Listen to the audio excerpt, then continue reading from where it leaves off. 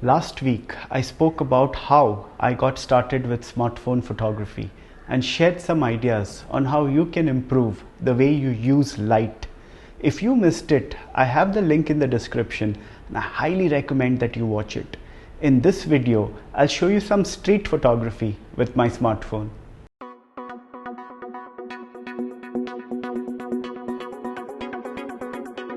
I'm Girish Menon and I just show up on your screen and start talking about photography.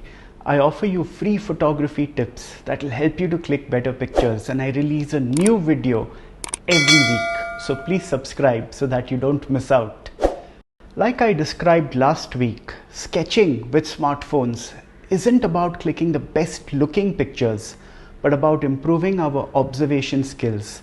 It'll help us to see the larger picture and become aware of correlations between people, places and things. I observed that the grotto inside OLPS church had a do not cross line in front of it, which was necessary during the coronavirus pandemic.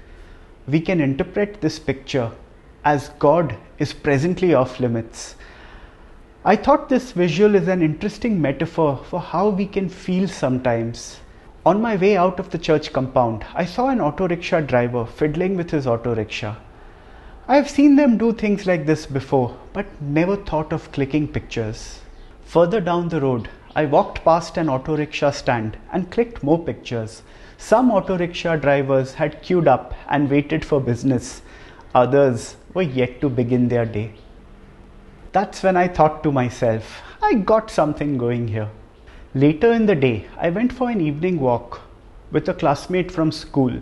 I did not notice certain things when I clicked the picture, such as how the yellow paint on one of the pavement stones complemented the yellow sheet. I also did not notice the fallen yellow leaves, the couple of lighter patches of grey on the road that make it more riveting.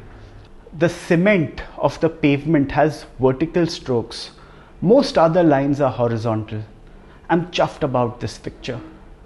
See how the shadows, even though so subtle, add value to this picture. Look how the direction and intensity of the shadows change in the next picture, click less than an hour later.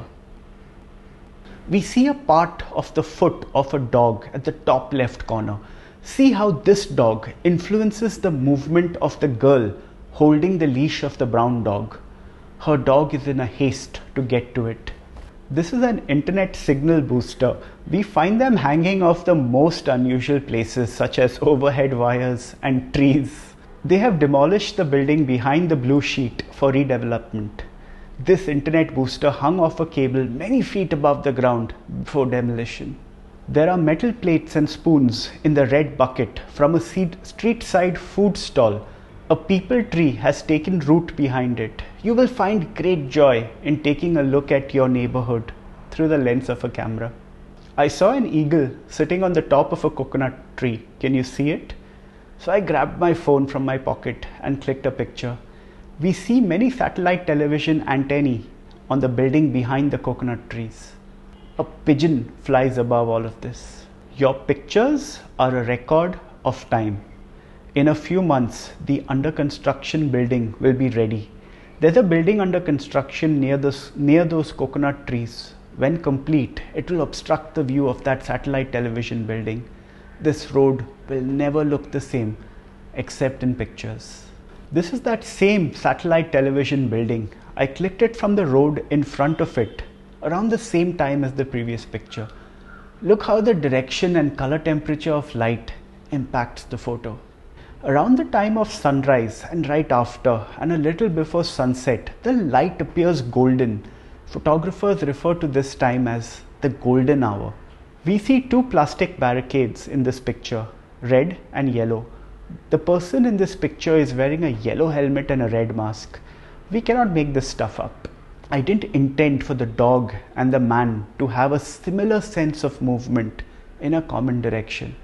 The colors of the tiles make this Starbucks, which is on the first floor, appear like it's on the same level as the pavement below.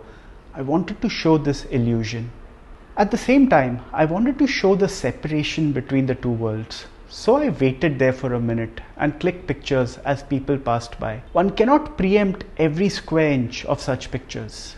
I cannot make that woman show up wearing clothes that go so well with the tiles in front of her, holding something interesting in both hands. I click the picture when she is in the middle of a step, giving a sense of movement. We see a portion of a manhole at the upper left corner and a distinct line at the top right corner. There's also a bit of a shadow at the right on the grey tiles. Notice the square grey manhole on the pavement and the square opening that the tree is growing out of. The green leaves of the tree are complementary to the colors of the reddish tiles that it overlaps. There's also a sphere made of cement. It's a better picture with these elements in the frame. People might not notice some of these things, but they do their job in drawing the viewer's eye in. I took about 5 or 6 photos here. This is another one from the series. I clicked both of them standing at the exact same place. I often come upon hilarious scenes such as this in my city. I've lived in this neighborhood for over 30 years, but soon I got bored of clicking the same subjects over and over again. For a couple of days, this new challenge sabotaged my creative process. I started looking for pictures where there weren't any. I realized that trying to force a picture wasn't the way to go. Instead, I must improve my observation. I release a new video every week. Please subscribe to my channel so that you can stay current and improve your photography by leaps and bounds. I hope this video inspires and encourages you to take a fresh look at your neighborhood through the lens of a camera.